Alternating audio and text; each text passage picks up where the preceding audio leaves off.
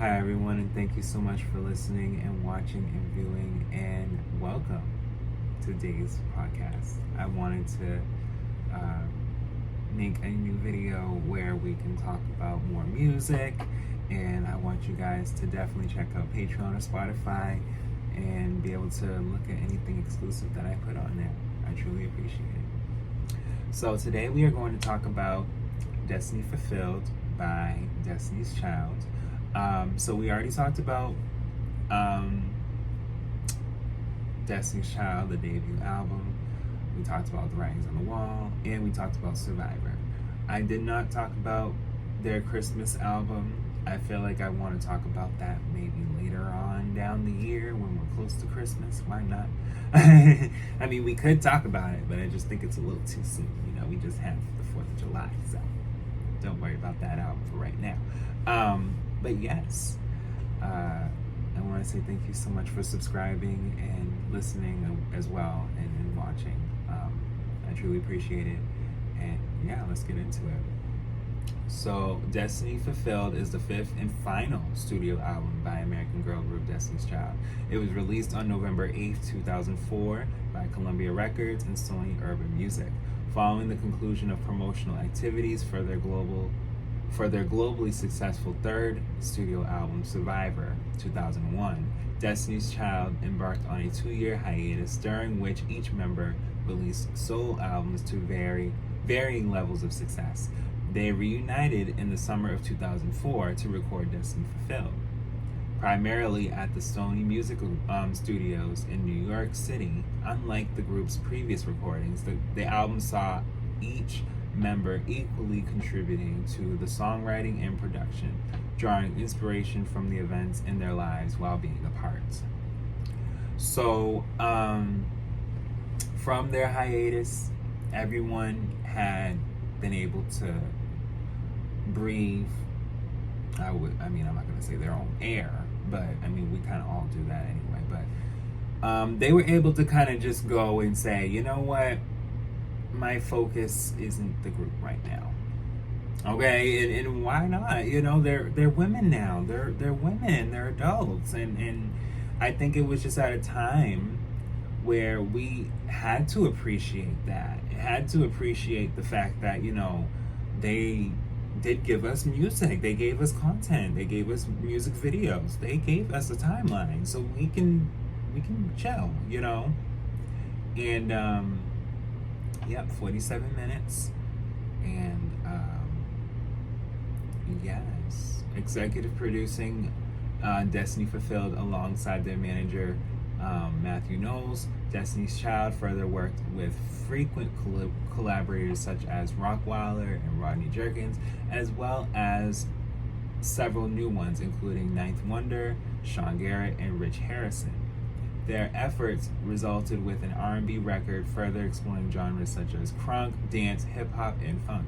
Lyrically a concept album, each of its tracks is a continuation of its predecessor, although telling a complete story tracing a woman's relationship journey.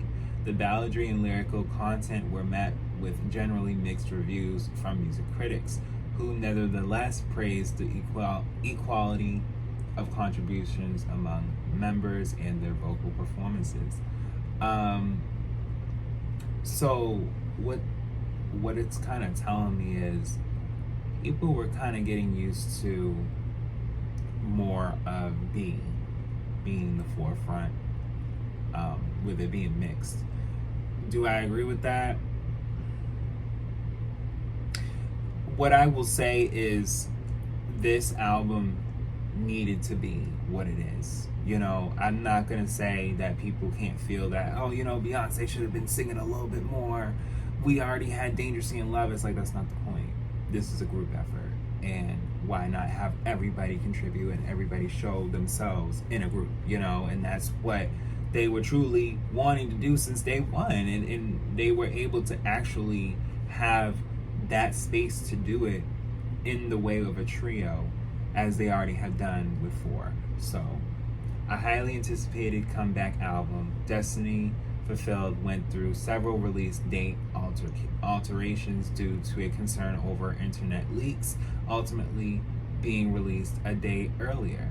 Its street date violation resulted with a premature debut at number 19 on the US Billboard 200. So street date, in business, a street date is the date a particular product is to be released for sale to the general public.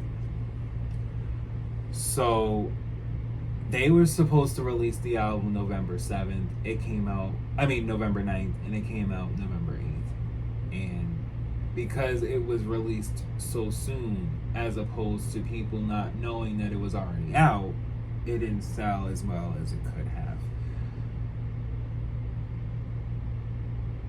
I mean, that's just what they just read to me. That's what we're hearing. That's what we see. And I can't say that it's wrong because they did not do that.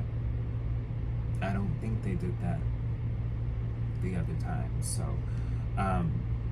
this wasn't necessarily a rushed album, but they definitely wanted it out. The album sales were principally unaffected by the unconventional release, as it subsequently peaked at number 2, selling 558,000 units within its first 8 days of release, and went on to be certified triple platinum by the Recording Academy. So what it's pretty much saying here is, if they did release it the day of, it wouldn't have had to debut so far into 19, because within the time that it was released, it went to number 2. So it was just like the sales that they would have had more of if it were to have been released on the 9th would have been different.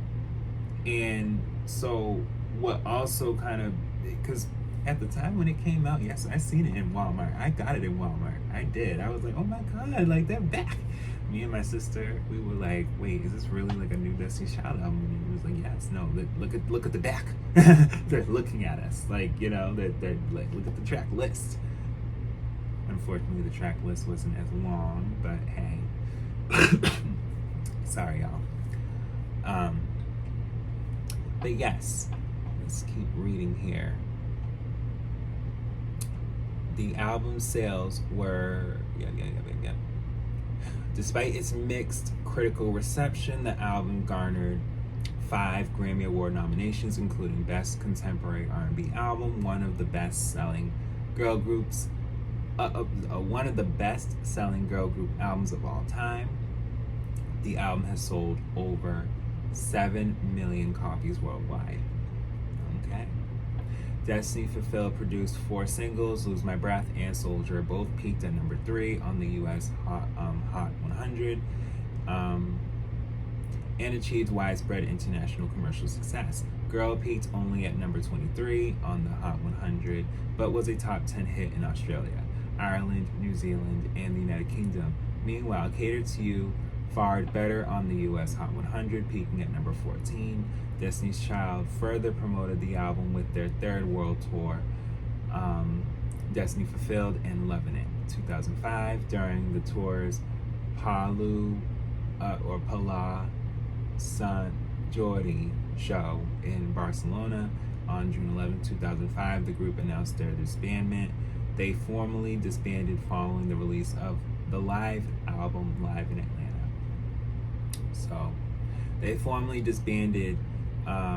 Live in Atlanta features Destiny's Child performing live in Atlanta, Georgia at Phillips Arena on July 15, 2005 during their Destiny Fulfilled and Lovin' It, which sponsored by McDonald's.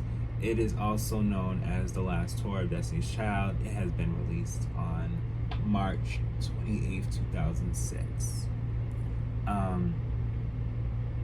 And is it just me, but was McDonald's and other things kind of better back in the day? Like, I don't know, like the pepper and all that, like, I don't know, maybe it's just me, I don't know. I ain't had really fast food like that. I don't really have it as much as I used to.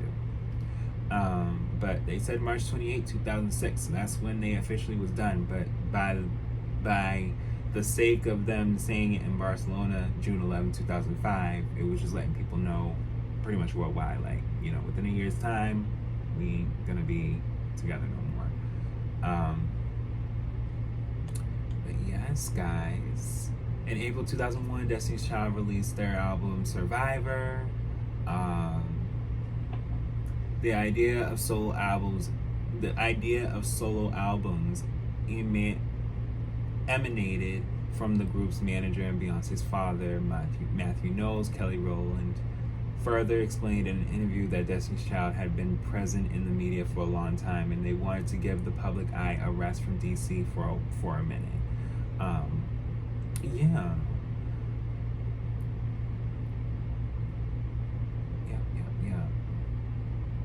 And it was Beyonce that announced that Destiny's Child would eventually embark on a hiatus, which would allow each member to release a solo album, which they hoped would further increase interest in the group. So yeah, they would have wanted to have a better way to go solo, but that was like their way of doing it. They wanted to at least release albums, tour, get a feel of what it is as far as with stardom and being a superstar as a group, as opposed to, okay, we can have them miss us a little bit together. And yeah, I mean, to this day we miss them together. We don't see them together no more. During that same interview, she acknowledged that the trio would reunite during the fall of 2003 to start recording a new album. So yeah, during the hiatus, Michelle Williams released 2 gospel studio albums, Heart to Yours and Do You Know. The former peaked atop the U.S. Billboard Top Gospel Albums chart, becoming 2002's best-selling gospel album, with over 220,000 copies sold in the U.S. and 500,000 worldwide. Further, Williams won a British MOBO Award for Best Gospel Act in 2002 and made her Broadway debut as the lead in the musical Aida on November 18, 2003. So that's insight on Michelle here from the release, as far as before they came back, because releasing 2 gospel albums, okay, and I think it was Heart to Yours that went yeah, I think it was Heart to Yours that had went number 1 on the gospel charts.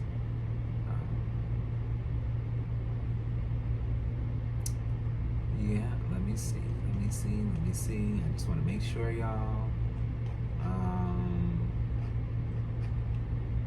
Yeah. So with Billboard, it was 57 for the 200 chart, but top gospel albums, it went number 1.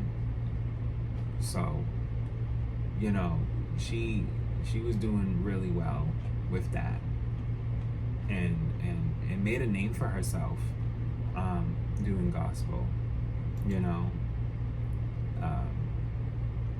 Although Beyonce's solo album was initially scheduled for October 2002, okay, so she was supposed to be back. Like not when I say back, because she is very much Beyonce now. But I'm saying, because I know whoever hears this is going to be like, well, wait a minute. Yeah, she's supposed to be back. What, we got Cowboy Carter, and it's like, yeah. But listen, we're talking 2002 here. Its release was postponed due to the success of Kelly Rowland's collaboration with Nelly, Dilemma, which peaked atop the U.S. Hot 100 for an accumulative 10 weeks and won a Grammy Award for Best Rap Song Performance at the Grammys. So Beyonce was going to have her album out by the fall. By the fall, whether we have Michelle going off with gospel, like I said, or Kelly being listened to on the radio with Nelly for over 2 months. Okay? So it's just like Beyonce is sitting back like, I'm gonna make sure I do this and put this together in a different time. I think these are for my sisters. This 2002 is clearly for my sisters. Let me just get into 2003. Okay? Period. So Therefore, Roland's pop rock oriented solo debut, Simply Deep, was moved up to October ahead of Beyonce's album. So we will talk about Simply Deep, okay? We will talk October 22nd. Yes, we will talk about Simply Deep. We will make time for it. Simply Deep debuted at number 12 on the U.S. Billboard 200. I guess we are talking about it, shoot. And has gone on to be certified gold by the Recording Academy, selling over 600,000 copies in the U.S. and over 2.5 million worldwide. Beyonce, who was the last member to release an album, was regarded the most successful with Dangerously in Love, 2003. The album debuted at the top of the U.S. Billboard 200, enjoying international commercial success and widespread critical acclaim. Furthermore, it produced 2 Hot 100 number 1 hits, Crazy in Love and Baby Boy, and won 5 Grammy Awards at the 46th Grammy Awards 2004. So, Kelly received another Grammy a year prior, and then Beyonce gets 5 a year later, okay? Causing Beyonce to tie for winning the most Grammy Awards at a single ceremony among women. The members' respective solo achievements led to intense speculation over the disbandment of Destiny's Child. In July 2004, amidst the rumors, Roland announced the group's return to the studio to record Destiny Fulfilled. The group claimed the reunion was destined to happen and that their affinity for each other kept them together. Like I was saying, like, because they went solo, because they were able to just branch their wings and really be artists of their own right, it helped them be able to be like, girl, where you been? No, where you been? You know what I mean? Like, it's time to come back. So, so let's talk about the songs.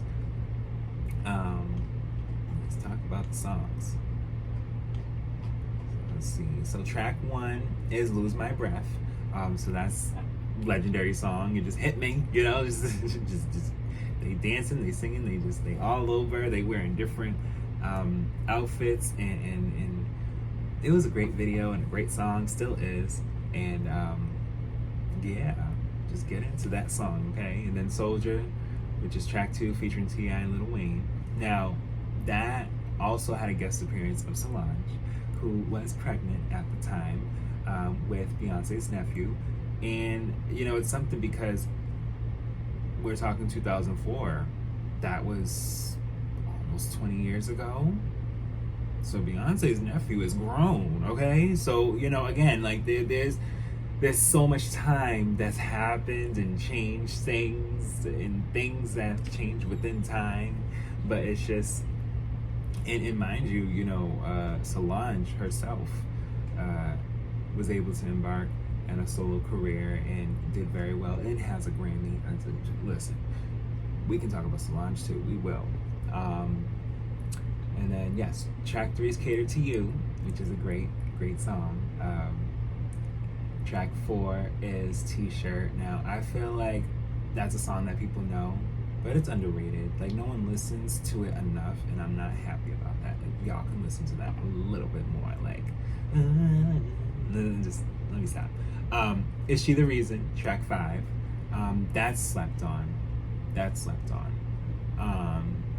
And y'all can listen to that more, because I think there was a lot of feelings that all of them were feeling, and just was like, get it out.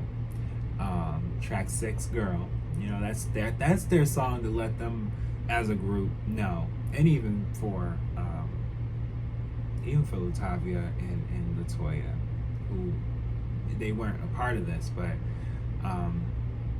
it resonates for them now, with them healing and being able to communicate again. Yes. May have even been an ode to them, all of them, just like we're all here together, you know. 7, Bad Habit, Kelly Rowland solo. So this is the shift of the album that, you know, a lot of people were like, wait a minute, Kelly is like singing the whole song, okay? And why not? And Solange was part of the writing process for this song too. Like I said, like, you know, like people were working together. Shoot, And then and yes, Bad Habit is a great song. It lets people know that Kelly, as Michelle and as Beyonce, they all have their own minds. And they all went through their own things. Track 8 is If. I think that's slept on. Very underrated. Track 9, Free. That's definitely, like, y'all slept on Free. I could listen to Free, be by the beach, or have a nice, drink, or, just be in a nice calm setting. And even though it's about just moving on and being happy, it's still like, a fun song to listen to. Being on the road too. I'm pleasant like that. There's track 10, Through With Love. Now that song, Through With Love, okay. Now, someone or people made them angry, okay? Like, I'm done with you. I don't need to be dealing with this. I don't need to feel insecure. I don't need to be feeling odd about myself. I do so much for me, just trying to be me. Why are you not appreciating and acknowledging that is weird. It's weird because you shouldn't be wanting people to do that for you and not do it for others. That you have to reciprocate what's given, always. Because that's how the world goes round. People lose sight of that. You can't just run around, give, I need. No, it ain't just about you. We all need something. We all need to give something too. Shoot. And then, which gives clarity with track 11, Love. Like, Love is also a slept and not looked at enough. Like, that's a really great song. And it's soothing, and it really brings out 2004, like, the simple times. Like, you didn't need to get all the expensive this, and no, like, you can really wear something really nice and casual and really rock it and really look good. And I just kind of miss those times.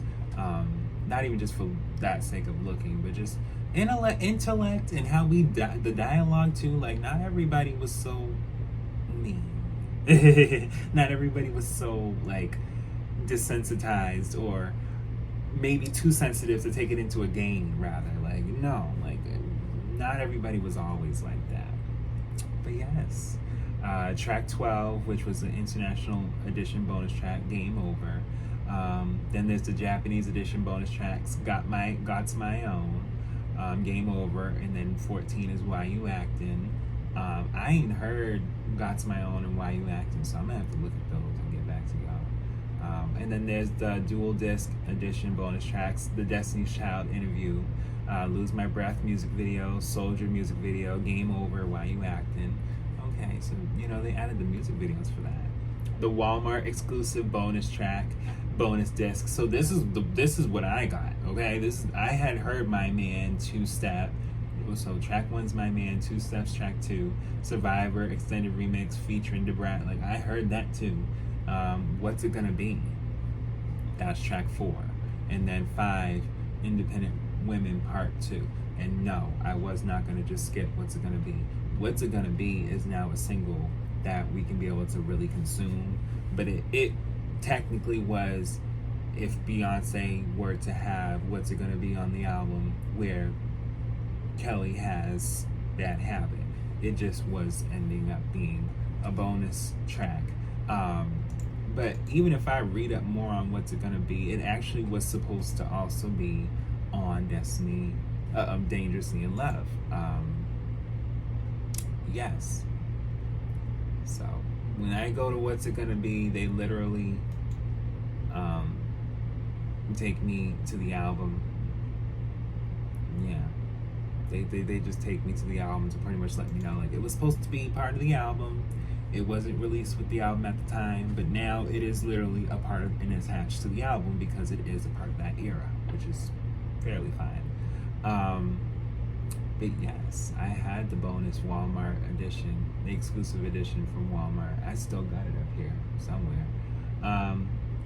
But yes, guys, it did really well as far as just letting people know that they weren't going to be together for a while or at all. They did release a number ones album just so people would know, like, no, these songs, they're all number ones, they're us. You don't got to go from album to album here, and of course, original members was able to know and understand that they were going to be you know, compensated for that because their vocals are on the album. I mean, on the, you know, the greatest hits. So, but yes, guys, this has been a great video episode. I'm glad you guys have been able to enjoy it. And as far as talking about more music, we will. And if you have checked out B-Day, which I've already talked about, and Dangerously in Love, you will hear and see where I already talked about Beyonce's timeline from this. So being able to do this is kind of piecing in all my other episodes. So thank you guys so much. I truly appreciate it, and I will be back with